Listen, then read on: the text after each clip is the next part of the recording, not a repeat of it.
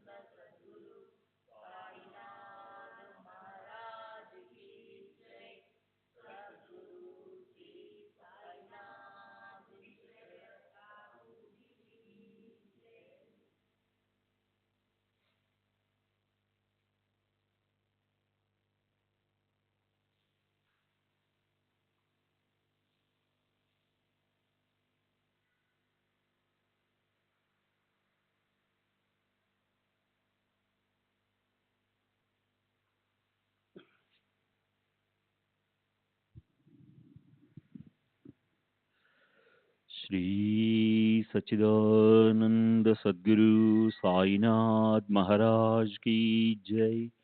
सद्गुरु श्री साईनाथ शरद बाबू जी की जय। శ్రీ సాయి భక్త అనుభవ సంహిత దాసగణు మహారాజ్ నిన్నటి తరువాయి. నేనొకసారి ఉద్యోగానికి సెలవు పెట్టకుండా నా అధికార పరిధిలో లేని ప్రాంతంలోని పుణ్యక్షేత్రాన్ని దర్శించడానికి వెళ్ళాను. తిరిగి వచ్చే దారిలో గోదావరి తీరం చేరి దోసులతో గోదావరి నీటిని తీసుకుని బాబా నన్ను కాపాడినట్లయితే నేను ఉద్యోగాన్ని వదిలివేస్తానని బాబాకు మొక్కుకున్నాను. అప్పుడు నాకు అక్కడ ఒక ముఠ దొంగ సొత్తును పంచుకుంటూ కనిపించారు.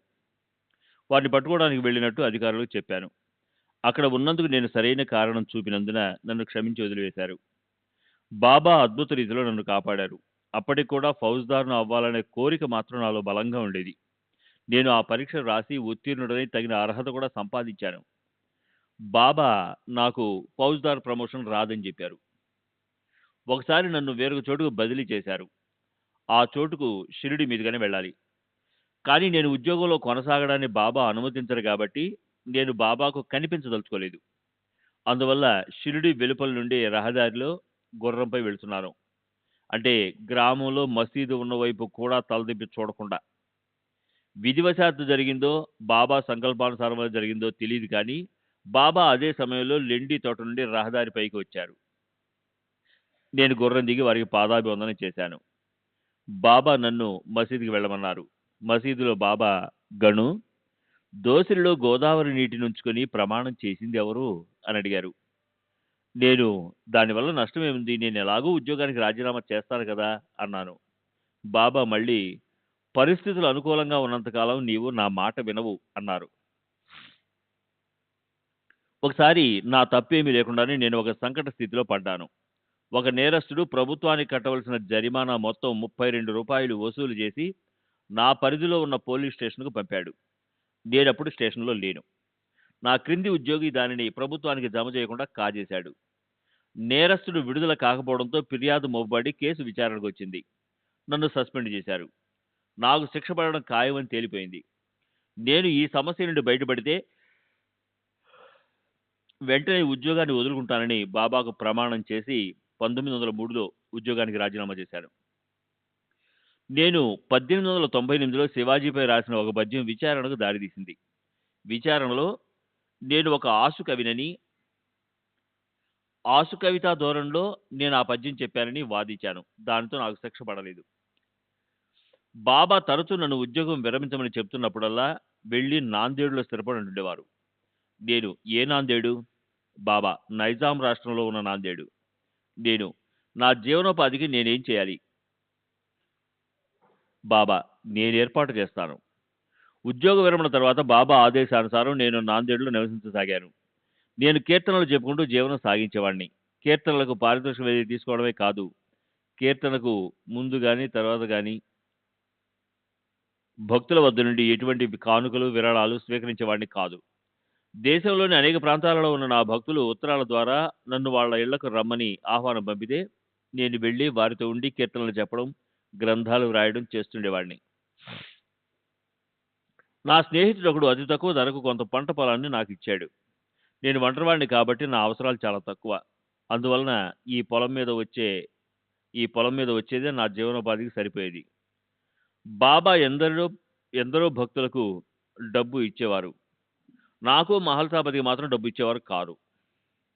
డబ్బు కన్నా విలువైన ఆధ్యాత్మిక లబ్ధిని చేకూర్చారు.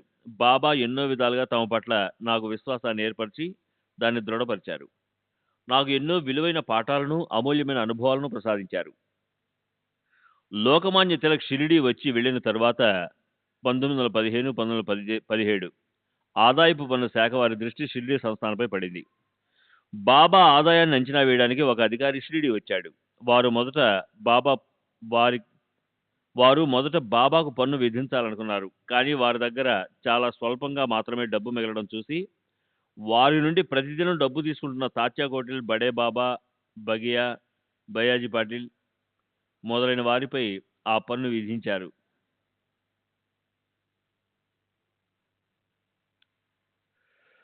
నేను ఒకసారి పూరి యాత్రకు బయలుదేరాను. దారిలో తేంబే స్వామి అంటే వాసుదేవానంద సరస్వతి స్వామి అనే సాధువుని కలిశాను.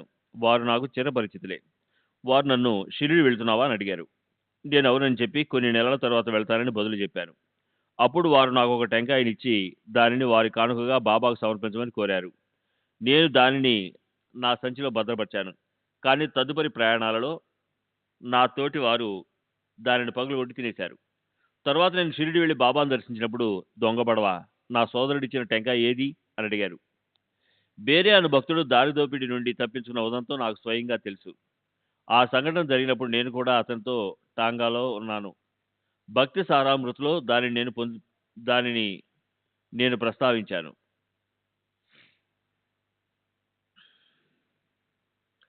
ఒక మహాశివరాత్రి నాడు నేను షిరిడీలో ఉన్నాను. షిరిడికి 3 మైళ్ళ దూరంలో ఉన్న సింగాబా వద్ద గంగా స్నానం చేయాలని సంకల్పించాను.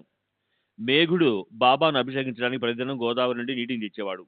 కానీ నేను గోదావరికి వెళ్ళడానికి బాబా అనుమతించలేదు. గంగ ఇక్కడే నా పాదాల చెంత ఉంది, వెళ్ళకు అన్నారు. అది నన్ను బాధించింది. బాబా నారాయణుడని, నారాయణుని పాదాల నుండే గంగ ప్రవహిస్తుందని నాకు తెలుసు. కానీ ప్రత్యక్షంగా గంగలో స్నానం చేయడం వలన కలిగే అనుభూతి కేవలం ఒక రేఖామాత్రంగా ఉన్న నమ్మకం ద్వారా కలగదు కదా అని చింతించసాగాను. నా మనస్తత్వం ఎరిగిన బాబా తమ పాదాల చెంతకు రమ్మని పిలిచి చెయ్యి పట్టమన్నారు. బాబా 2 పాదాలు నుండి సన్నటి నీటిధార నా చేతులకు ప్రవహించసాగింది. అంటే స్వేద బిందువులు కాదు. కొన్ని నిమిషాలకు నా చెయ్యి నిండింది. అద్భుతం! పవిత్ర గంగను బాబా నా చేతిలోనికి తెప్పించారు. ఆ నీటిని నా తలపై చల్లుకున్నాను, కానీ త్రాగలేదు. ఇవే కాదు, ప్రతిదినం మసీదులో ఆరతి తర్వాత ఇచ్చే బాబా పాదతీర్థాన్ని కూడా నేను త్రాగేవాడిని కాదు. ఒకసారి ఈ విషయాన్ని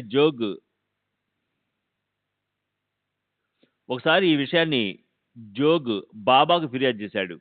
నేను నా నమ్మకాలను, సాంప్రదాయాలను అనుసరించి పాటించడంలో తప్పు లేదని, నా విషయంలో జోగ్ను కలుగజేసుకోవద్దని బాబా చెప్పారు. శ్రీ సచ్చిదానంద సద్గురు సాయినాథ్ మహారాజ్ की जय. सद्गुरु श्री साईनाथ शरद बाबू जी की जय.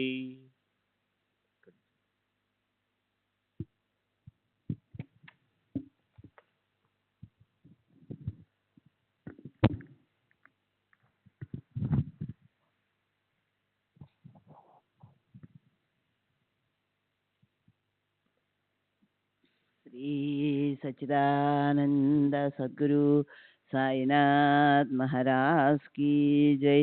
సద్గురు శ్రీ సాయినాథుని శరత్ బాబూజీ की जय.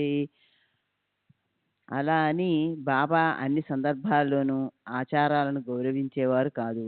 నా ఆచారం ప్రకారం ఉల్లిపాయను తినేవాడిని కాదు. ఉల్లితో చేసిన ఏ పదార్థాన్ని ముట్టుకునేవాడిని కాదు. కానీ బాబాకు ఉల్లి అంటే మక్కువ. వారి భోజనంలో ఉల్లిపాయ లేకపోవడం అనేది చాలా అరుదు. ఒకరోజు బాబా నన్ను ఉల్లి పులగం పితల చేసి కొంత తమకు సమర్పించి నన్ను కూడా తినమన్నారు. నేను అలాగే పులగం చేసి బాబా దగ్గరకు తీసుకువెళ్ళాను. బాబా నీవు తిన్నావా అని అడిగారు. నేను తిన్నానని బదులు చెప్పాను.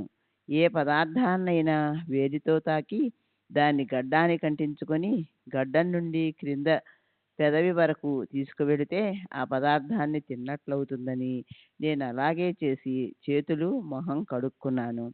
కానీ బాబాకు నేను చేసిన యుక్తి తెలుసు. బాబాకు తెలియనిది ఏముంది?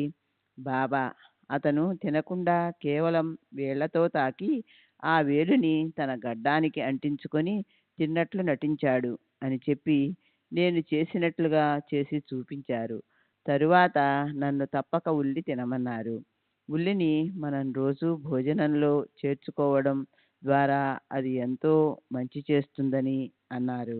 కానీ ఘాటైన వాసన కలిగి ఉండడం వలన, తామస గుణం పెంపొందింపజేయడం వలన ఆచారపరంగా ఉల్లి నిషిద్ధం. ఉల్లిని అరిగించుకునే శక్తి, తామస గుణాన్ని జయించగలిగే శక్తి ఉంటే ఉల్లి చెడు చేయదని, మేలు చేస్తుందని బాబా చెప్పారు. అందువలన బాబా సశరీరులుగా ఉన్నంతకాలం ఏకాదశి రోజులలో తప్ప నేను షిరిడీలో ఉల్లి తినేవాడిని. ఒక్కొక్కసారి నేను పండరి మొదలైన క్షేత్రాలకు వెళ్ళాలి అనుకున్నప్పుడు బాబా ఏదో ఒకటి చేసి నన్ను యాత్రలకు వెళ్లకుండా చేసేవారు. ప్రతి సంవత్సరం భాద్రపద ఆశ్వీయుజ మాసాలలో, ముఖ్యంగా ఆశ్వీయుజ ఏకాదశి రోజు పండరీలో తప్పక గడిపేవాడిని. 1916లో నానాసాహెబ్ చాందోర్కర్ను మన్మాడులో కలిశాను. భాద్రపద మాసం మొదలవుతుండటంతో నేను పండరీపురం వెళుతున్నానని చెప్పాను. కానీ నానా నన్ను షిరిడీ తీసుకెళ్ళాడు. బాబా నన్ను అక్కడ 1 వారం పాటు సప్తాహం కీర్తన నిర్వహించమని చెప్పారు. నేను మొదటిసారిగా కీర్తనలు చెప్పడం నానాసాహెబ్ ప్రోద్బలంతో షిరిడీలోని బాబా సంస్థానంలో ప్రారంభించాను.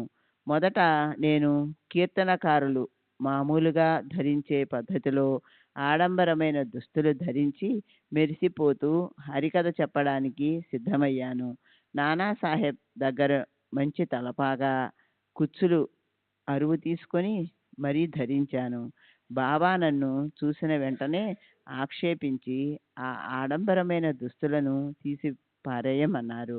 అప్పటి నుండి నేను సాంప్రదాయబద్ధంగా ధోవతి మాత్రమే ధరించి కీర్తనలు చేసేవాడిని.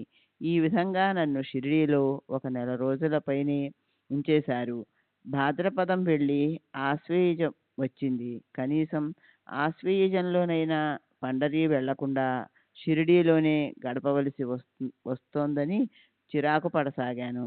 నానా నన్ను ఇంకా షిరిడీలోనే ఉంచుదామని అనుకున్నాడు. దేవుని దగ్గరకు పండరీపురం వెళ్లకుండా అడ్డుకునే ఈయన బాబా గురువెలా అవుతాడు అని మనస్సులోనే అనుకోసాగాను. బాబా నా మనస్సును చదివి వెంటనే పండరీ వెళ్ళిపోమ్మని నన్ను ఆదేశించారు. నానాసాహెబ్ను కూడా అడ్డుపడవద్దని చెప్పారు. నేను సంతోషంగా పండరీ వెళ్ళి ఆశ్వయుజంలో అక్కడ గడిపాను. బాబా కొన్నిసార్లు నా ఆధ్యాత్మికపరమైన కోరికలను కూడా తీర్చేవారు కారు. నామదేవుడు మొదలైన వారికి లభ్యమైనట్లు నాకు కూడా నేను కొలిచే దైవం యొక్క సాక్షాత్కారం ఇప్పించమని బాబాను ఎన్నోసార్లు ప్రార్థించాను. బాబా ప్రతిసారి ఆగు ఆగు అనేవారు. చివరకు 1916 సంవత్సరంలో అనుకుంటాను, నేను బాబా వద్దకు వెళ్ళి, బాబా, మీరు చాలా కాలంగా నా కోరికను దాటవేస్తున్నారు. నాకెప్పుడు సాక్షాత్కారం అనుగ్రహిస్తారు అని అడిగాను. అప్పుడు బాబా, ఇప్పుడు నన్ను చూస్తున్నావు కదా, ఇదే సాక్షాత్కారం, నేనే భగవంతుణ్ణి అన్నారు. ఇలాంటిదేదో చెప్పి నన్ను మభ్యపెడతారని నాకు తెలుసు. మీరిచ్చిన జవాబుతో నేను సంతృప్తి చెందలేను అంటూ నా ప్రారబ్ధంలో సాక్షాత్కారం పొందే భాగ్యం లేదని, సత్పురుషులు కూడా ఈ విధిని మార్చలేరేమో అని సరిపెట్టుకున్నాను. బాబా మహాసమాధి చెందిన తరువాత నేనెందరో సాధు సత్పురుషులను దర్శించాను. ఎవ్వరూ నాకు సంతృప్తినివ్వలేదు. కానీ ఒకరు మాత్రం నన్ను ఎంతో ప్రభావితం చేశారు. 1919లో నాందేడుకు సమీపంలో ఒక గుట్టపై విరాగి అయిన ఒక బ్రహ్మచారి ఉండటం గమనించాను. అతను ఏ విషయాలు పట్టించుకునేవాడు కాదు. నేను నా భార్య యొక్క శ్రాద్ధకర్మలు జరిపించేటప్పుడు మొదటిసారిగా అతనిని చూశాను. అతని పట్ల తీవ్రంగా ఆకర్షితుడనై అతని దర్శనం చేసుకుందామని అతని వద్దకు వెళ్ళాను. అతను నాకు దర్శనమివ్వడానికి ఇష్టపడనట్లు మరోవైపు తిరిగాడు. ఇలా 3 సార్లు జరిగింది. నేను చాలా నిరాశ చెందాను. నిరాశపడ్డాను అని చెప్పడం కంటే చిన్నబుచ్చుకున్నానని చెప్పాలి. పోనీ అతనికి భిక్ష ఇచ్చి కాస్త పుణ్యమైనా దక్కించుకుందామని తలచి ఒక మనిషి చేత భోజనం పంపాను. అతను నేను పంపిన భోజనాన్ని స్వీకరించినట్లు తెలుసుకొని ఆశ్చర్యపోయాను. దాంతో కాస్త ధైర్యం తెచ్చుకొని మరలా అతని ముందుకెళ్ళి, తమరు నాకెందుకు దర్శనం నిరాకరిస్తున్నారు అని అడిగాను. అతను, నీవు కీర్తనకారుడవని చెప్పుకుంటున్నావు, మరి నీ అహంకారాన్ని విడిచిపెట్టావా? నేను, లేదు, కానీ ప్రతి ఒక్కరికి అహంకారం ఉండడం సహజమే కదా. అతను, నాకు ఆహారం పంపేటప్పుడు నువ్వు భోజనం పెడుతున్నావనే అహం నీలో లేదా? నేను, అహంకారం అనేది సాత్వికము, రాజసము, తామసము అని 3 రకాలుగా ఉంటుంది. మనం చేసే ప్రతి పనిలోనూ ఏదో ఒకటి ఇమిడి ఉంటుంది. వాటిలో చెరుపు చేసేది విడిచిపెట్టాలని నా అభిప్రాయం. అతని అభిప్రాయం అందుకు భిన్నంగా ఉంది. నా అహంకారాన్ని సంపూర్ణంగా అణిచివేయాలనుకున్నాడు. అతను నా మనసు చదువుతున్నాడు. అతని శక్తికి నిదర్శనంగా కొన్ని ఉదాహరణలు ఇచ్చాడు. అతను, నీవు సాధు సత్పురుషుల జీవిత చరిత్రలను వ్రాస్తున్నావు కదా. నేను, అవును, వ్రాస్తున్నాను. 6 రోజుల క్రితం నేను వ్రాసిన శ్లోకంలోని కొన్ని పంక్తులను అతను అచ్చుగుద్దినట్లు వల్లించాడు. అప్పటికి అవి ప్రచురించబడలేదు. అతని అంతర్యామిత్వానికి నేను ముగ్ధుడనయ్యాను. అతను మళ్ళీ ఇలా ప్రశ్నించాడు. అతను, నీకు బాబా పాదాల నుండి గంగనీరు లభించింది కదా. నేను, అవును. అతను, ఆ నీటిని ఏం చేశావు? నేను, నా తలపై చల్లుకున్నాను. అతను, ఆ నీటిని నీవు త్రాగలేదు, ఎందుకంటే నీవు బ్రాహ్మణుడవని, ఆ నీరు త్రాగితే అపవిత్రుడవుతావని తలచావు. నీకు ఎంత అహంకారం ఉందో గమనించావా? అతని తత్వం, అతీత శక్తులు చూసి ప్రతిదినం అతనిని దర్శించి రాత్రిళ్ళు 3-4 గంటలు అతని వద్ద గడిపాను. నా మీద సదభిప్రాయముండి నా వద్దకు వచ్చే కొందరికి ఆ బ్రహ్మచారిపై మంచి అభిప్రాయం లేదు. వారిలో బీకే అసలు పేరు కాదు అని అతను నన్ను ఆ విషయంపై వివిధ రకాలుగా ప్రశ్నించసాగాడు. ఆ బ్రహ్మచారి గొప్ప శక్తులు కలవాడని, అతను ఇతరుల మనసు చదవగలడని అన్నాను. బీకే నా మాటలు విశ్వసించకపోవడంతో నేను అతనిని బ్రహ్మచారి వద్దకు తీసుకువెళ్ళి అతని అపనమ్మకాన్ని గురించి బ్రహ్మచారితో చెప్పాను. అప్పుడు ఆసక్తికరమైన సంభాషణ జరిగింది. శ్రీ సచ్చిదానంద సద్గురు సాయినాథ్ మహారాజ్ కీ జై. సద్గురు శ్రీ సాయినాథుని శరత్ బాబూజీ కీ జై.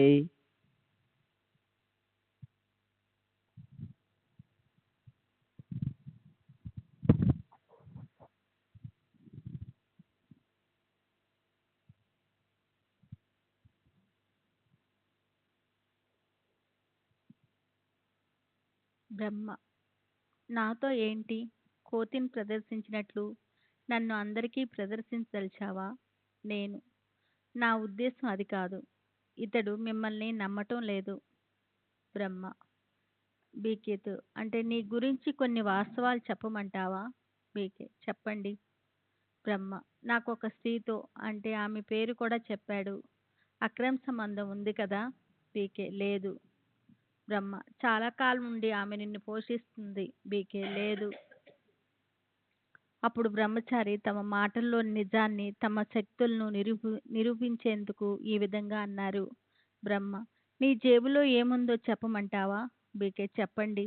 బ్రహ్మ: నీవు నడుపుతున్న సత్య సమాజ్ అనే సంస్థ వ్యవహారాల గురించి కొల్హాపూర్ రాజా మీ వారు నీకు వ్రాసిన ఉత్తరం ఉంది. ఆ ఉత్తరాన్ని తీసి మహారాజు, అంటే నాకు ఇవ్వు. బీకే ఉత్తరాన్ని తీసి నా చేతిలో పెట్టాడు. బ్రహ్మచారి ఆ ఉత్తరంలోని వాక్యాలన్నీ అక్షరం పొల్లుపోకుండా ఉన్నది ఉన్నట్టుగా చెప్పాడు. దీన్ని బట్టి అంతకుముందు స్త్రీ గురించి చెప్పినది కూడా వాస్తవమని రుజువైంది. దాంతో బీకే కొయ్యబారిపోయాడు. నేనక్కడ లేకుంటే బీకే బ్రహ్మచారితో మనసు విప్పి మాట్లాడి పరివర్తన చెందేందుకు అవకాశం ఉంటుందని భావించి నేను అక్కడి నుండి తప్పుకున్నాను. బీకేలో మార్పు వచ్చింది. చెడు సావాసాలు, చెడు పనులు చేయటం మానుకున్నాడు. ఇది జరిగిన తర్వాత ఆ బ్రహ్మచారి కీర్తి అతి త్వరగా అంతటా వ్యాపించింది. ఆ తాలూకా అధికారి అయిన తహసీల్దారు బ్రహ్మచారిచే ప్రవచనం చెప్పించదలిచి ఒక సాయంత్రం నన్ను అతన్ని తీసుకొని రమ్మని ఆదేశించాడు. తహసీల్దారు తాను తాలూకా అధికారినని, తన మాట బ్రహ్మచారి కాదనటానికి ప్రవచనానికి నిరాకరించాడని అనుకున్నాడు. కానీ ఆ కార్యక్రమానికి ముందు రోజు తెలిసిన విషయం ఏమిటంటే ఆ బ్రహ్మచారి ఆ ప్రదేశాన్ని విడిచి శాశ్వతంగా వెళ్ళిపోయాడని, అతను తిరిగి ఎప్పుడూ కనపడలేదు. ఆ తర్వాత అతని గురించి వినలేదు. శ్రీ సాయిబాబా గురించి నేను రచించిన గ్రంథాల వివరణ: 1. సంతకరథామృతం. ఇది మొదటిది. నేను ఉద్యోగంలో పనిచేస్తున్నప్పుడు 1903కి పూర్వము బాబా గురించి, ఇతర సాధువుల గురించి కొంచెం కొంచెంగా వ్రాయటం జరిగింది. ఇది 1903లో ముద్రితమైంది. నేను చేసిన కృషికి బాబా ఆశీస్సులు ఇచ్చారు. నేను వ్రాసిన పుస్తకాలేవి బాబాకు చదివి వినిపించలేదు. అవి వ్రాసే ముందు వారి నుండి విషయ సేకరణ కూడా చేయలేదు. బాబా తామంతట తాముగా మాట్లాడిన మాటలను ఆధారంగా తీసుకొని నేనే స్వయంగా వ్రాయటం జరిగింది. బాబా సేలు విషయం ప్రస్తావించిన తర్వాత నేను సేలు వెళ్ళి బాబా పూర్వ వృత్తాంతాన్ని గురించి విచారించాను. నేను వ్రాసిన పుస్తకాలు బాబా చేతిలో పెట్టినప్పుడు వారు మంచిది అని ఆశీర్వదించేవారు. బాబాకు చదవటం, వ్రాయటం లేదా సంతకం పెట్టడం అన్నా తెలుసో లేదో నాకు తెలియదు. 2. తర్వాత వ్రాసినది భక్త లీలామృతం. 1906లో బాబా సశరీరులుగా ఉన్నప్పుడే ఇది ప్రచురింపబడింది. 3. చివరిది భక్తి సారామృతం. దీనిలోని 52, 53 అధ్యాయాలు బాబాను గురించి వ్రాసినవి. వీటిని బాబా చేతిలో పెడితే మంచిది అని ఆశీర్వదించారు. ఇతర అధ్యాయాలు 1918 అంటే బాబా మహాసమాధి తర్వాత అప్పుడప్పుడు వ్రాయడం జరిగింది. ఇది 1925లో ముద్రితమైంది. ఈ పుస్తకం 26వ అధ్యాయంలో సేలులో బాబా పూర్వ వృత్తాంతం గురించిన వివరాలు, కొంత బాబా మాటల ఆధారంగాను, కొంత సేలు గ్రామస్తుల మాటల ఆధారంగాను వ్రాసినవి. సేలు గురించి బాబా చెప్పిన ఏకైక వివరం తాము సేలు నుండి వచ్చామని, దాంతో నేను ఉద్యోగం చేస్తున్న రోజుల్లోనే అంటే బాబా పూర్వ వివరాలు సేకరించేందుకు సేలు వెళ్ళాను. ఇది జరిగిన దాదాపు 35 సంవత్సరాలైంది. అక్కడ గ్రామస్తులు నాకు చెప్పిందేమంటే అక్కడ ఒక వృద్ధ సాధువు ఉండేవాడని, అతను ఒక బాలునికి శిక్షణ ఇస్తుండేవాడని, కొందరు ఆ సాధువుపై విసిగిపోయి అతన్ని రాళ్లతో కొట్టి చంపినట్లు, బాలుడు తప్పించుకున్నట్లు చెప్పారు. అదంతా అప్పటికి అంటే 100 సంవత్సరాల పూర్వం జరిగినట్లు కూడా చెప్పారు. శ్రీ సాయిబాబా దగ్గర ఒక ఇటుకురాయి ఉండేది. వారు దాన్ని రాత్రుళ్ళు తలగడగా ఉపయోగించేవారు. వారి స్మృతి చిహ్నంగా అది ఇప్పటికీ షిరిడీలోనే ఉంది. ఆ ఇటుకురాయి తమ గురుదేవులు తమకు ప్రసాదించారని, తమ గురువు పేరు వెంకూస అని బాబా నాకు చెప్పారు. ఈ విషయం చెప్పేటప్పుడు చందోర్కర్ కూడా అక్కడే ఉన్నాడు. ఈ విషయాలు సాయిబాబా చందోర్కర్కు బోధించినట్లు నేను వ్రాసింది కల్పితం. నా గ్రంథంలో నా పేరు ప్రముఖంగా ఉదహరించడం ఇష్టం లేక చందోర్కర్ పేరు వ్రాశాను. 53వ అధ్యాయంలో చందోర్కర్ గురించి నేను వ్రాసిన వివరాలు చందోర్కర్ నాకు చెప్పినవి కావు. చందోర్కరు తనకు బాబాతో గల అనుభవాలను డైరీలో వ్రాసుకున్నాడా లేదా అన్న విషయం నాకు తెలియదు. శ్రీ సచితానంద సద్గురు సాయినాథ్ మహారాజ్ కీ జై. సద్గురు శ్రీ సాయినాథుని శరద్ బాబూజీ కీ జై.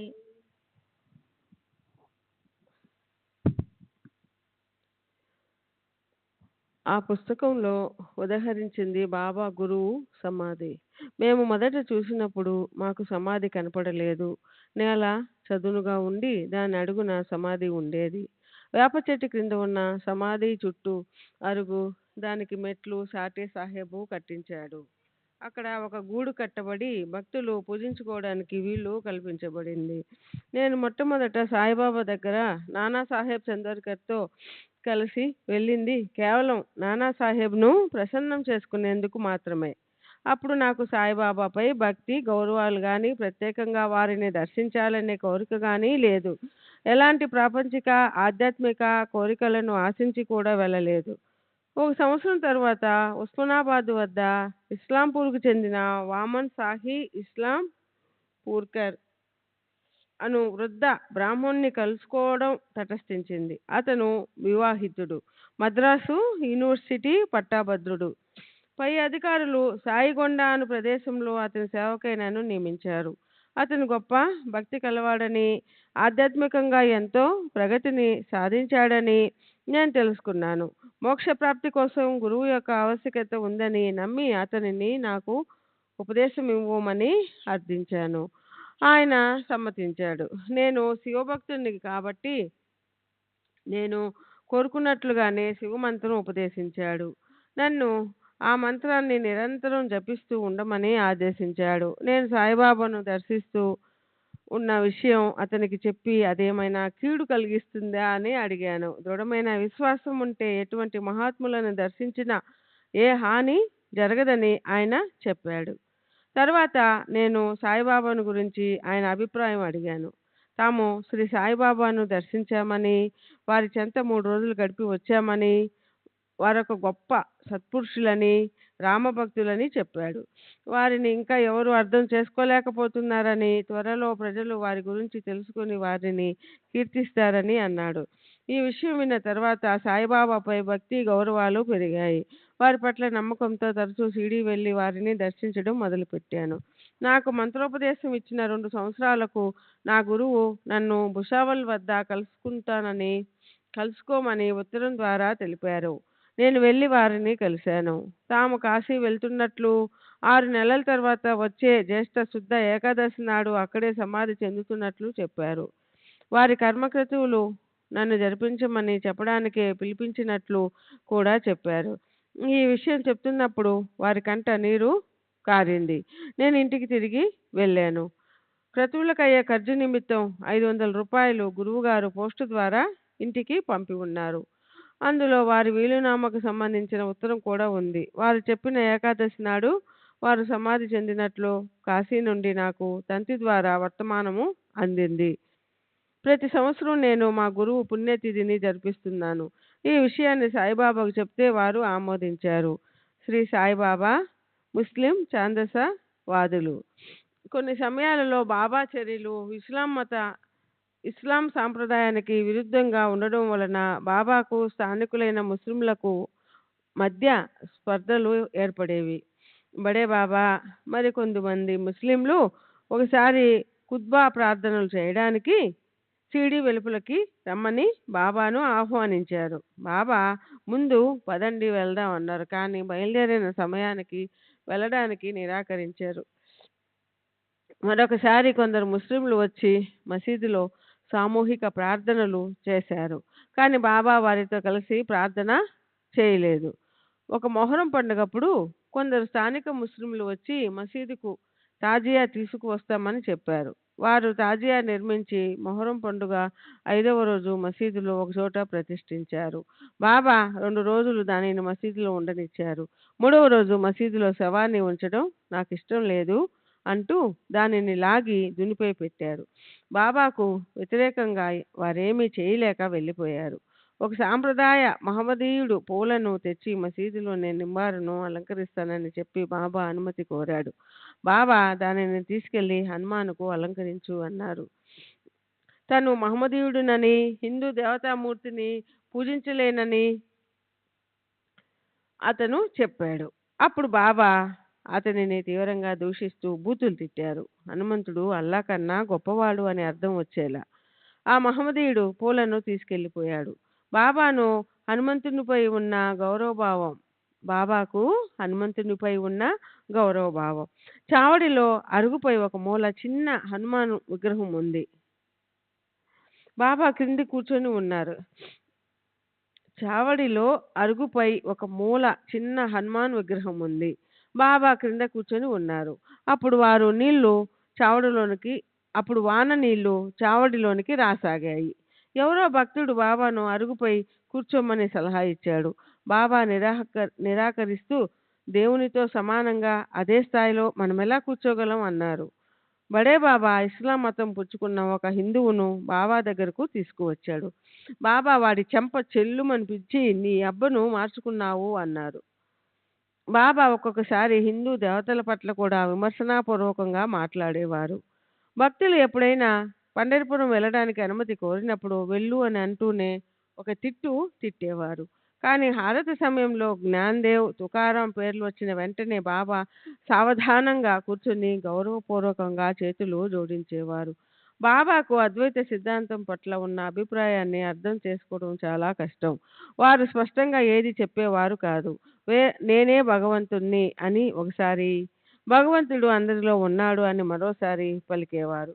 కానీ బాబా మూర్తీభవించిన అద్వైతవాది అని చెప్పవచ్చు. బాబా ఎప్పుడు నిశ్చల స్థితిలో ఉండేవారు. వారి చుట్టూ ఏం జరిగినా పట్టించుకునేవారు కాదు. 32 మంది బాలికల బృందం ఒకటి ప్రతిదినము మసీదు వచ్చి బాబా ముందు నాట్యం చేసేవారు. బాబా వారి వైపు కన్నెత్తి కూడా చూసేవారు కాదు. వారిని ఏ ఐహిక బంధాలు అంటేవి కావు. వారు ఎప్పుడూ సచ్చిదానంద స్థితిలో ఉండేవారు. ఒకసారి ఒక భక్తుడు భగవంతుడు ఎలా ఉంటాడు అని అడిగాడు. బాబా అతనికి ఏమి జవాబు చెప్పలేదు. కానీ ఒక వ్యక్తిని బాగ్చంద్ మార్వాడి దగ్గరికి వెళ్ళి 100 రూపాయలు తెమ్మన్నారు. బాగ్చంద్ డబ్బు లేదు కానీ బాబాకు తన నమస్కారాలు అందజేయమని చెప్పి పంపాడు. బాబా తిరిగి మరొకరి దగ్గరకు పంపారు. అతను కూడా లేదని జవాబు పంపాడు. తరువాత బాబా నానాసాహెబ్ చందర్కర్ని పిలిపించి అతనిని 100 రూపాయలు అడిగారు. అతను ఒక చీటీ రాసి బాగ్చంద్కు పంపాడు. బాగ్చంద్ వెంటనే 100 రూపాయలు పంపాడు. బాబా ఈ ప్రపంచంలో అంతా ఇలాగే ఉంటుంది అని వ్యాఖ్యానించారు. బాబాను ప్రశ్నించిన వాడికి ఇదేమీ అర్థం కాలేదు. అతను దగ్గరికి వచ్చి అతను నా దగ్గరికి వచ్చి బాబా అతను అడిగిన ప్రశ్నకు జవాబు ఎందుకు చెప్పలేదని అడిగాడు. నేను అతనికి బాబా దక్షిణ అడగడం, దానికి లభించిన స్పందనే అతని ప్రశ్నకు సమాధానమని వివరించాను. ఇతరులు అడిగితే బాగ్చంద్ మార్వాడి డబ్బు ఇవ్వలేదు. నానా అడిగిన వెంటనే డబ్బు పంపించాడు. అదేవిధంగా ఊరకే బ్రహ్మని చూడదలిచిన వ్యక్తికి అది లభించదు. ఆ అర్హత గలవాడికే లభిస్తుంది. అభిలషించే ముందు అర్హత సంపాదించు అనేది దీని సారాంశం. బాబా లీలలు మహిమలు నేను పెద్దగా చూడలేదు. 1898 ప్రాంతంలో వారు కొయ్యపలకపై నేల నుండి 7-8 అడుగుల ఎత్తులో నిద్రించే లీలను నేను చూశాను. నిచ్చెన లేకుండానే వారు ఆ పలకపైకి ఎలా ఎక్కేవారో మళ్ళీ ఎలా దిగేవారో అనేది ఒక అద్భుతంగా ఉండేది. బాబా దానిపైకి ఎక్కేటప్పుడు కానీ దిగేటప్పుడు కానీ ఎవరు చూడడం జరగలేదు. ఆ పలకను వేలాడదీసిన దారాలు పుటుక్కున తెగిపోయేలా ఉండేవి. దానికి తోడు దీపాలు వెలిగించి దాని మీద ఊరికే అలా పెట్టబడి ఉండేవి. పలక ఏమాత్రం కదిలినా ఆ దీపాల క్రింద పడిపోతాయి. ఓసారి వారు ఆ పలకపై పడుకుని ఉంటే నేను చూడడానికి వెళ్ళాను. వారు ఆగ్రహించి నన్ను అక్కడి నుండి తరిమివేశారు. బాబా నాణ్యాలను రుద్దేటప్పుడు మంత్రం ఏదైనా ఉచ్చరించేవారా? బాబా అప్పుడప్పుడు మధ్యాహ్నం 1-2 గంటల మధ్య మసీదులో పరదా వెనుక ఒంటరిగా కూర్చొని వింతగా ఏదో చేస్తూ ఉండేవారు. గుడ్డతో కట్టిన ఒక మూటను విప్పి అందులోంచి 10-15 పాత నాణ్యాలను బయటికి తీసేవారు. వాటిలో అర్ధన, అన, బేడ, పావలా, రూపాయి, రూపాయి మొదలైన నాణ్యాలు ఉండేవి. ఒక్కొక్క నాణ్యాన్ని తమ చేతిలోనికి తీసుకుని వేలతో వాటిని మృదువుగా రుద్దేవారు. అప్పుడు మంత్రం ఏదైనా పఠిస్తూ ఉండేవారో లేదో తెలియదు. కానీ ఇది నానాది, ఇది బాపూది, ఇది కాకాది అంటూ ఉండేవారు. ఈ నాణ్యాల్ని బాగా అరిగిపోయి నున్నగా ఉండేవి. ఎవరైనా వస్తున్నట్లు గమనిస్తే వెంటనే వాటిని మూటలో కట్టి దాచేసేవారు. బాబా వాచా వేల కొద్ది ప్రవచనాలు చేశారు. వాటిలో కొన్ని చెప్తాను. ఓసారి బాబా నేను పునతాంబాయిలో ఉన్నప్పుడు 2 వర్గాల మధ్య గొడవ జరిగింది. వాళ్ళు ఎందుకు పోట్లాడుకుంటారో అని నేను ఆశ్చర్యపోయాను.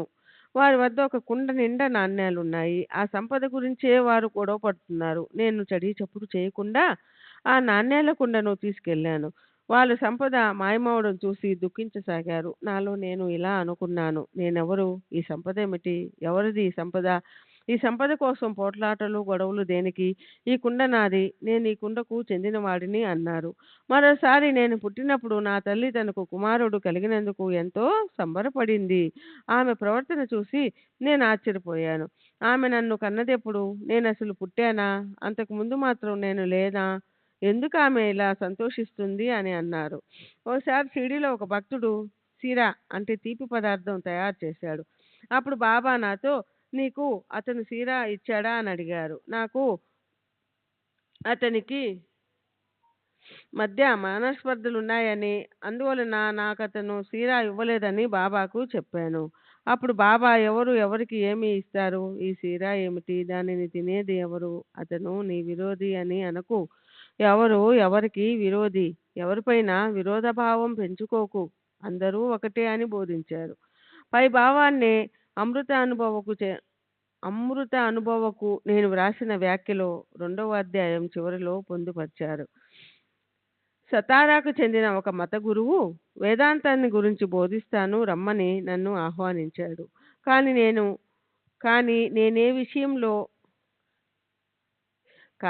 నేను ఈ విషయంలో శ్రీ సాయిబాబా సహాయం తీసుకోదలిచినట్లు అతనికి చెప్పాను.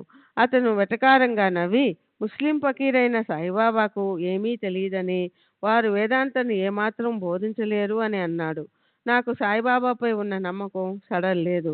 నేను బాబా దగ్గరికి వెళ్ళి సుపరిచిత వేదాంత గ్రంథమైన అమృతానుభవకు వ్యాఖ్య వ్రాయాలనుకుంటున్నానని చెప్పారు. నేను వ్యాఖ్య వ్రాయడం మొదలుపెట్టాను. అప్పుడప్పుడు బాబా పలికిన ప్రవచనాల నుండి కొత్త సాదృశ్యాలతో ఉపమానాలతో ఉదహరిస్తూ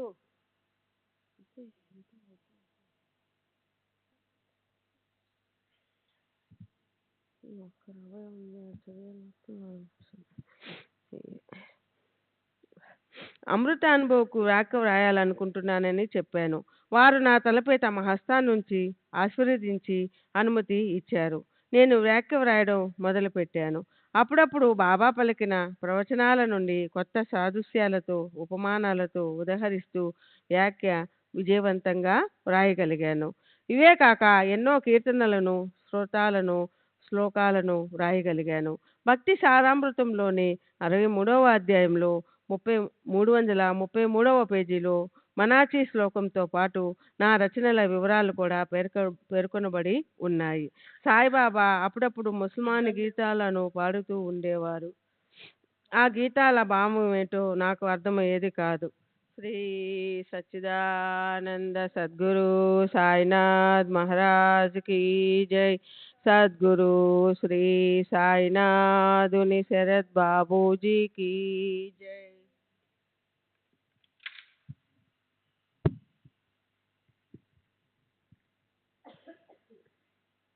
మే 1896 దత్తాత్రేయ దామోదర్ రాస్నే, పూరబ్ నానా సాహెబ్ రాస్నే, దౌలత్ షా. వయస్సు 40 సంవత్సరములు.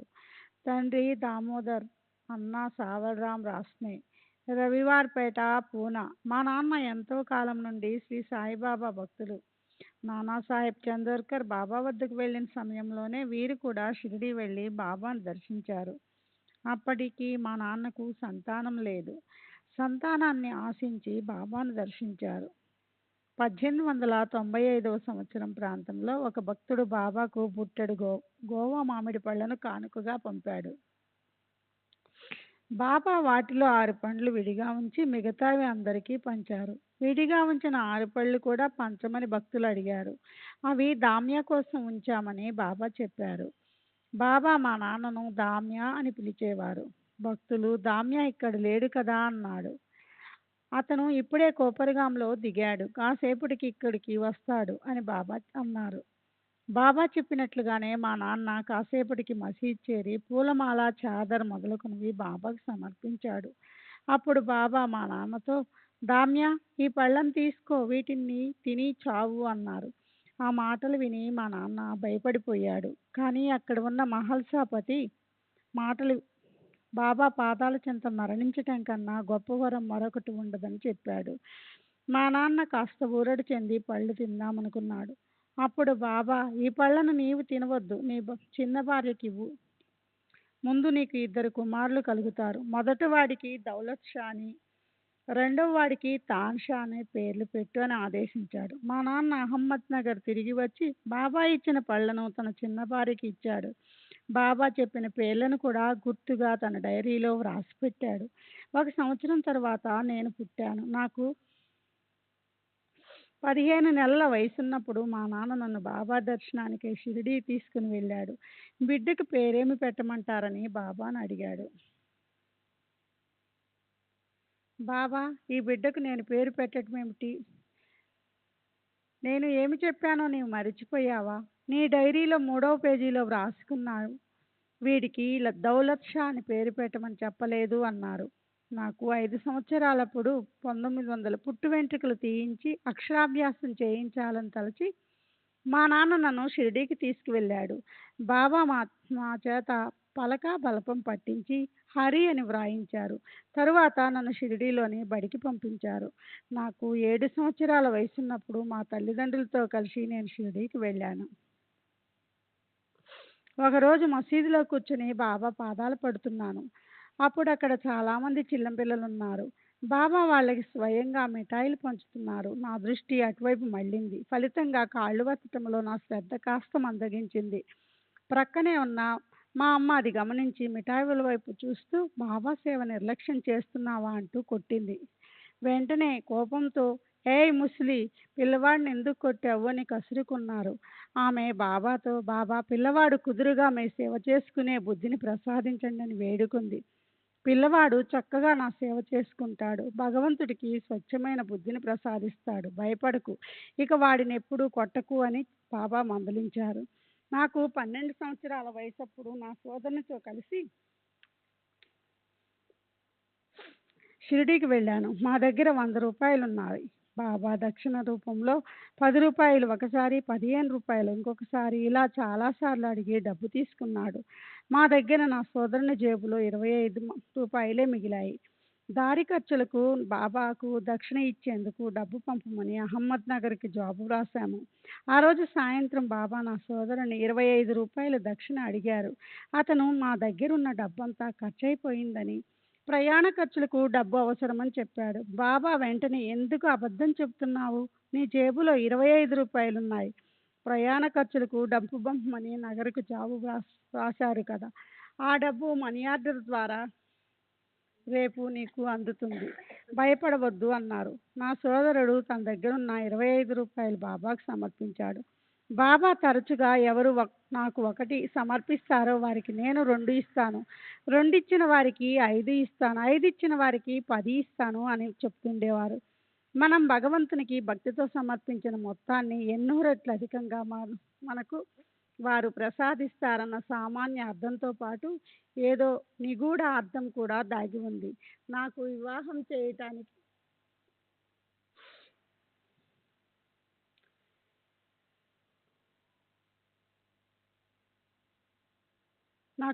చేయటానికి నిశ్చయించినప్పుడు 4 సంబంధాలు వచ్చాయి. మా నాన్న బాబాను సంప్రదించకుండా, వారి అనుమతి లేకుండా ఏ పని చేయరు. అందువల్ల ఆ 4 అమ్మాయిల జాతకాలు తీసుకుని షిరిడీకి వెళ్ళి బాబా ముందుంచారు. అందులో 2500 లేక 3000 రూపాయల కట్నం ఇచ్చే సంబంధం కూడా ఉంది. కానీ బాబా ఆ 4 పేదింటి అమ్మాయి జాతకం ఎంపిక చేసి మా నాన్న చేతిలో పెట్టారు. ఆ అమ్మాయితోనే నా వివాహం జరిగింది. పండరీపురంలో నిశ్చయించిన నా వివాహానికి మా నాన్న బాబాను ఆహ్వానించారు. బాబా, నేను నీతోనే ఉంటాను, భయపడవద్దు, నన్నెప్పుడు తలుచుకున్నా వచ్చి నీ చెంతన ఉంటానన్నారు. అయినా మా నాన్నను బాబా నా పెళ్లికి రమ్మని ఒత్తిడి చేశారు. అప్పుడు భగవంతుని అనుమతి లేదని, నేనే పని చేయలేను, నా తరపున శ్యామాను పంపుతాను అన్నారు. అలాగే పండరీపురంలో జరిగిన నా పెళ్లికి శ్యామ హాజరయ్యాడు. శ్రీ సచ్చిదానంద సద్గురు సాయినాథ్ మహారాజ్ కీ జై. సద్గురు సాయినాథుని శరత్ బాబూజీకి జై. నాకొక తమ్ముడున్నాడు. అతను కూడా బాబాను సూచించే పేరు పెట్టారు. నాకు 2 ఆడపిల్లలు, ఒక మగపిల్లాడు పుట్టాడు. కానీ ముగ్గురు పుట్టిన కొన్ని నెలలకే మూర్ఛ రోగంతో చనిపోయారు. మగపిల్లవాడు 1926లో చనిపోయాడు. నా భార్య ఆరోగ్యం కూడా క్షీణించింది. నాలో నిరాశ నిస్పృహలు అలుముకున్నాయి. విచార భారంతో కృంగిపోయి షిరిడీ వెళ్ళి బాబాను అల్పాయుష్కులైన ఇంతమంది పిల్లల్ని ఇచ్చే బదులు పూర్ణాయువు గల ఒక బిడ్డను ప్రసాదించండి అని ప్రార్థించాను. నేను షిరిడీలో నిద్రిస్తుండగా బాబా నా కలలో కనిపించారు. పిల్లవాడు చనిపోయాడని చింతించకు, వాడి తల్లిదండ్రులకు హాని కలిగించే మూల నక్షత్రంలో పుట్టాడు అని బాబా పలికారు. ఆ కలలో బాబా ఛాతీపై సూర్యుని వలె ప్రకాశించే కాంతి వలయం ఉంది. ఆ వలయంలో చనిపోయిన నా కుమారుణ్ణి ఒడిలో పెట్టుకొని బాబా కూర్చొని ఉన్నారు. నీకు ఈ బిడ్డ వల్ల ప్రమాదం ఉంది, అందుకే నేను తీసుకువెళ్ళాను. నీకు మరొక బిడ్డను ప్రసాదిస్తాను, భయపడకు అని అన్నారు. అప్పటికే మా కుటుంబం అహ్మదనగర్ నుండి పూనాకు తరలి వెళ్ళింది. నేను ఇంటికి వెళ్ళి చనిపోయిన కుమారుని జాతకచక్రం తీసి చూశాను. బాబా చెప్పినట్లు వాడు మూలా నక్షత్రంలోనే పుట్టాడు. నేను షిరిడీ యాత్ర చేసిన 15 నెలలకు మాకొక కుమారుడు పుట్టాడు. వాడు పూర్ణ ఆరోగ్యంతో ఉన్నాడు. ఇది 1928లో జరిగింది. నాకు శ్రీ సాయిబాబాపై భక్తి విశ్వాసాలు వృద్ధి చెందాయి. నేను సాధు సత్పురుషుల్ని అందరినీ సాయి స్వరూపులుగానే భావించేవాడిని. వారికి నమస్కరించేటప్పుడు బయటికి గాని మనస్సులో గాని సమర్థ సద్గురు సాయినాథ్కు ప్రణామాలు అని అనేవాడిని. 1926లో కేట్గాంపేటకు వెళ్ళి నారాయణ మహారాజును దర్శించాను. వారికి నమస్కరిస్తూ మనస్సులో సాయిబాబాకు ప్రణములందించేసేవాణ్ణి. మహారాజ్, నీ గురువు కన్నా ఉన్నత శ్రేణిలో ఉన్న పరమ గురువు, నీవిక్కడికి ఎందుకొచ్చావు? నీ ప్రారబ్ధము సంచితము అక్కడే ఉంది. నీ ఎన్నిక శ్రేష్టమైనది, అక్కడికే వెళ్ళు. నీ ఆశయాలను అక్కడే సిద్ధించగలవు అని అన్నారు.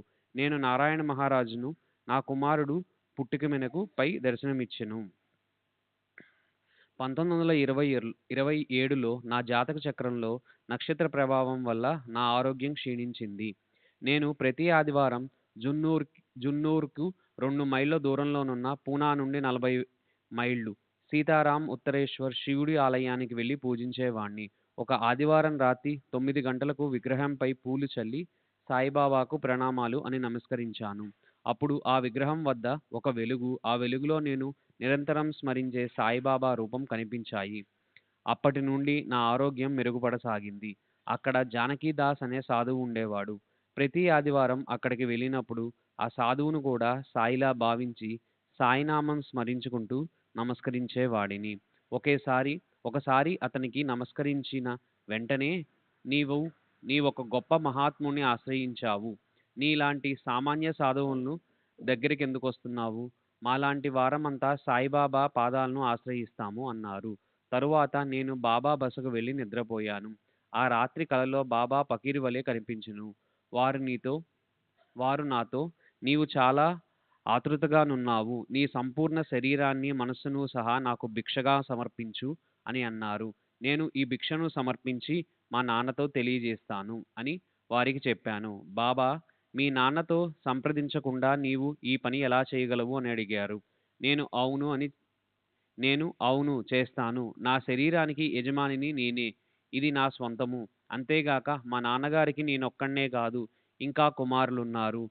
మీరు వారికి కుమారులు ప్రసాదించారు. మీరిచ్చిన దానిని తిరిగి మీకివ్వడానికి మా నాన్న అభ్యంతరం చెప్పరు అని అన్నారు. తరువాత బాబా నా శరీరాన్ని తమ అరచేతిలో తీసుకొని పైజేబులో వేసుకున్నారు. బాబా ఎంత దయతో నన్ను తమ హృదయం చెంతకు చేర్చుకున్నారో ఆలోచన నాకు ఆనంద పారవస్యాన్ని కలగజేసింది. తరువాత నాకు మెలకువ వచ్చింది. నేను మెలుకోగానే చాలా ఆనందం కలిగింది. ఆ కలలో తర్వాత నా మనస్సు వైరాగ్యంతో నిండిపోయింది. అంతకు ముందు వలె ఏ విషయము నన్ను ఆకర్షించలేకపోయింది. నా మనసు ప్రభావితం చేయలేకపోయింది. 2-3 నెలల తర్వాత 1928 సంవత్సరంలో పాల్గొన వద్య పండరీపురంలో ఉండగా మాకొక కుమారుడు కలిగాడు. 15 నెలల తర్వాత మా నాన్నతో కలిసి షిరిడీ వెళ్ళినప్పుడు మా నాన్న నాకు మరొక కుమారుని ప్రసాదించమని బాబాను ప్రార్థించాడు. బాబా కృప వల్ల 1931 సంవత్సరంలో మరొక బిడ్డ కలిగాడు. వాడికి సాయిదాస్ అని పేరు పెట్టాము. వాడు పుట్టిన రెండో రోజే వాడికి తీవ్రమైన జ్వరం వచ్చింది. బాబా ఊది తీర్థం ఇచ్చాము. బాబా ఉపయోగించిన శేషవస్త్రాన్ని తాయెత్తులో పెట్టి వాడికి కట్టాము. వెంటనే జ్వరం తగ్గి ఆరోగ్యవంతుడయ్యాడు. పిల్లవాడికి సంవత్సరం నిండిన తర్వాత వాడిని తీసుకొని షిరిడీ వెళ్ళాము. బాబాకు అభిషేకం చేయించాము. సమాధి మీద కప్పేందుకు వస్త్రాన్ని సమర్పించాము. బ్రాహ్మణులు అన్నసంతర్పణ చేశాము. 1931 సంవత్సరంలో గాజుల వ్యాపారం నిర్వహణకు నాకు అప్పగించారు. నేను ఆ వ్యాపారానికి బాబా పేరు పెట్టాలని పట్టుబట్టి శ్రీ సమర్థ సాయినాథ్ అండ్ కంపెనీ అని పేరు పెట్టాను. ఆ పేరు పెట్టడం బాబా అనుమతితోనే జరిగింది. అంటే బాబా పటం ముందు చీటీలు వేసి ఎంపిక చేయటం. ఈ వ్యాపారాన్ని నిజాయితీగాను, మనస్సాక్షిగాను, సమ్మతంగాను నడపసాగాను. బాబాను స్మరించి నేను ఎవరికైనా ఊది తీర్థము ఇస్తే వాళ్ళకి రోగాలు నయమయ్యేవి. నేను తీర్థయాత్రలకు వెళ్ళినప్పుడు 1/9/1932 తేదీన మూత్రా అను ప్రదేశంలో నాకు కలరా సోకింది. నేను మరణించడం ఖాయమనిపించింది. మా నాన్న నా చివరి కోరిక ఏమిటని అడిగాడు. నన్ను షిరిడీ తీసుకువెళ్ళమని.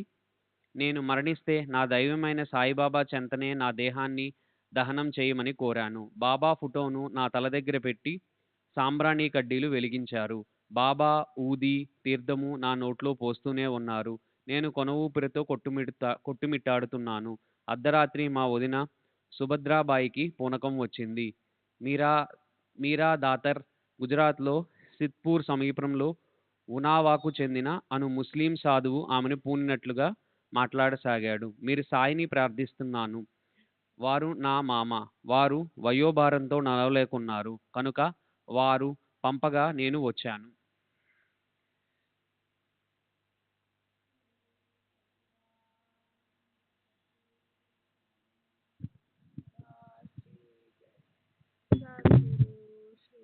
సాయినాథుని శరత్ బాబూజీ.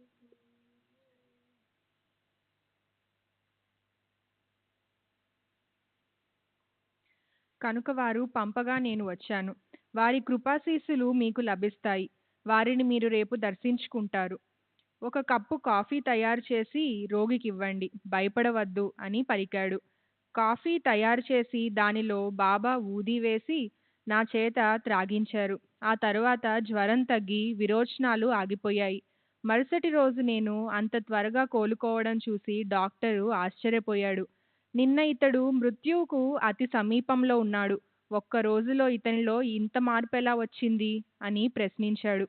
శ్రీ సాయిబాబా వైద్యులకే వైద్యుడని, వారి పవిత్ర ఊదియే నన్ను కాపాడిందని నేను జవాబు చెప్పాను. త్రయంబక్ దామోదర్ రాస్నే.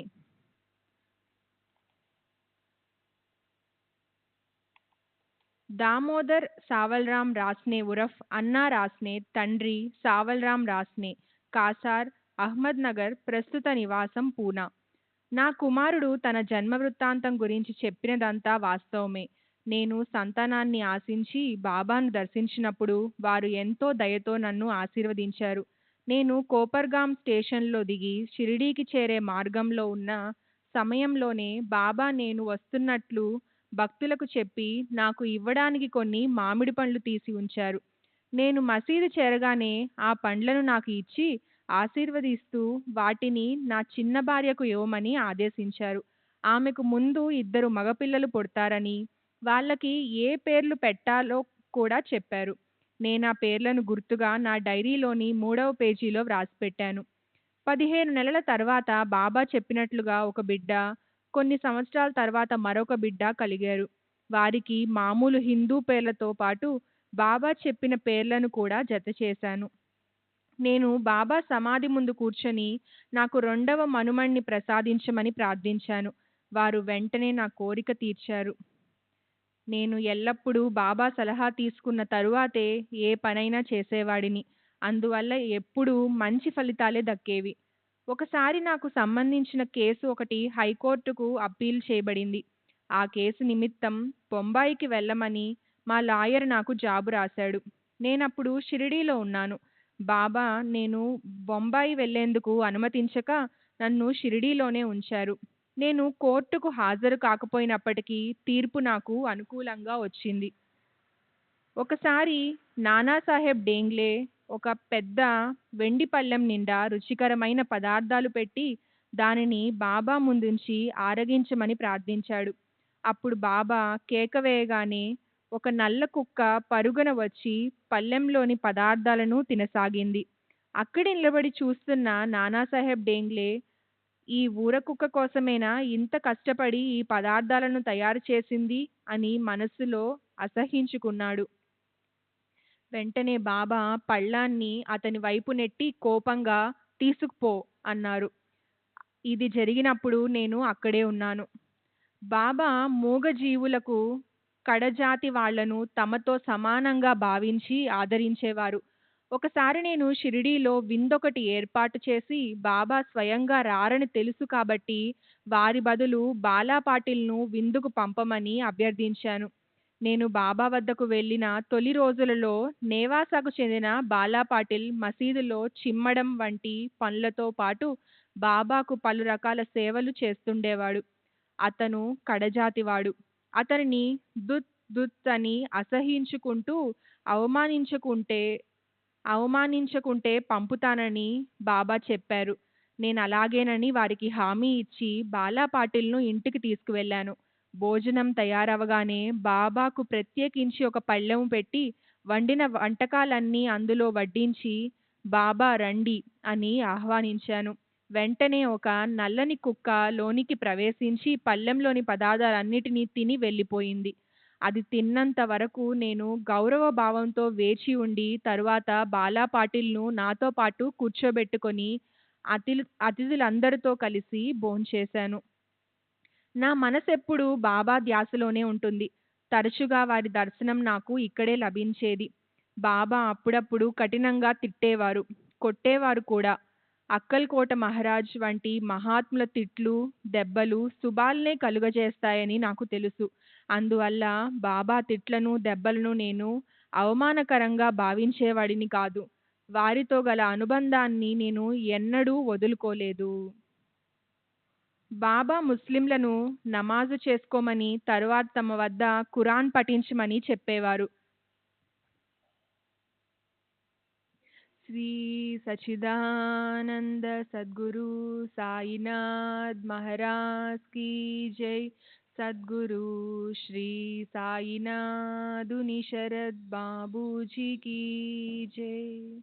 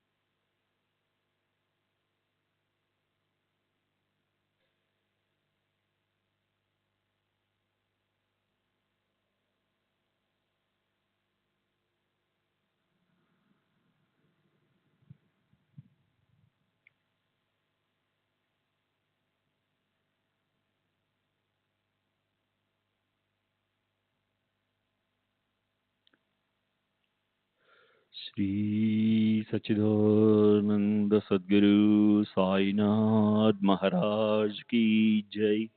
सद्गुरु श्री साईनाथ शरद बाबू जी की जय। साई रहम नजर करना, बच्चों का पालन करना। साई रहम नजर करना, बच्चों का पालन करना। जाना तुमने जगत पसार, सब ही झूठ जमाना। जाना तुमने जगत पसार, सब ही झूठ जमाना। साई रहम नजर करना, बच्चों का पालन करना। साई रहम नजर करना, बच्चों का पालन करना। मैं अंधा हूँ बंदा आपका, मुझसे पथ दिखलाना। मैं अंधा हूँ बंदा आपका, मुझसे पथ दिखलाना। साई रहम नजर करना, बच्चों का पालन करना। साई रहम नजर करना, बच्चों का पालन करना। दासगणों कहे अब क्या बोलूं, थक गई मेरी रसना। दासगणों कहे अब क्या बोलूं, थक गई मेरी रसना।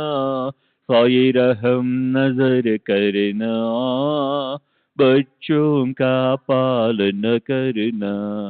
साई रहम नजर करना, बच्चों का पालन करना। रहमो नजर करो अब मोरे साई, तुम बिना नहीं मुझे माँ बाप भाई। रहमो नजर करो, मैं अंधा हूँ बंदा तुम्हारा। मैं अंधा हूँ बंदा तुम्हारा। मैं ना जानू मैं ना जानू, मैं ना जानू, अल्लाह इलाही, रहमो नजरू करो, रहमो नजरू करो, अब मोरे साई, तुम बिना नहीं मुझे माँ बाप भाई, रहमो नजरू करो, काली जमाना मैंने गमाया, काली जमाना मैंने गमाया, साथी आखिर का, साथी आखिर का, साथी आखिर का,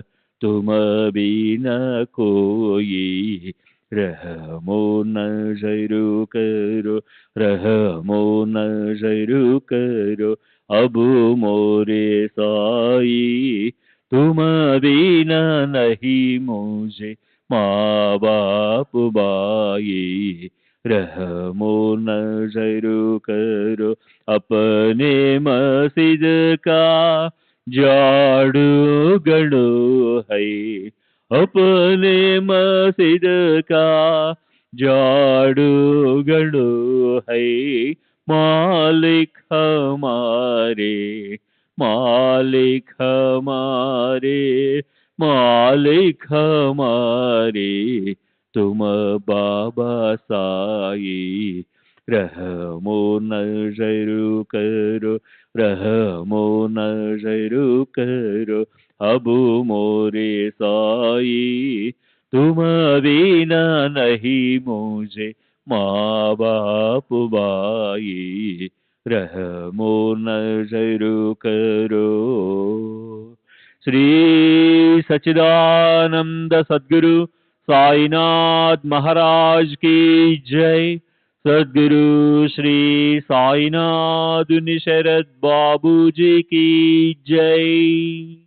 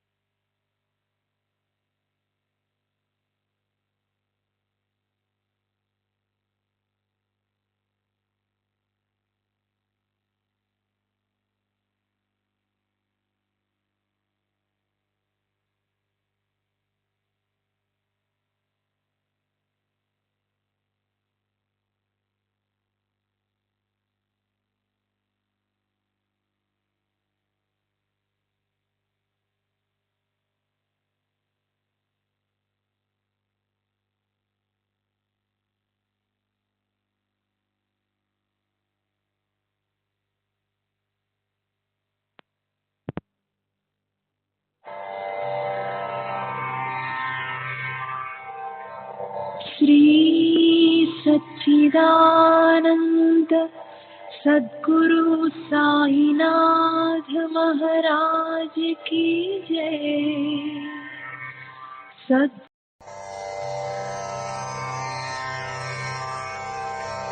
श्री सच्चिदानंद सद्गुरु साईनाथ महाराज की जय। सद्गुरु श्री साईनाथुनि शरद बाबू जी की जय।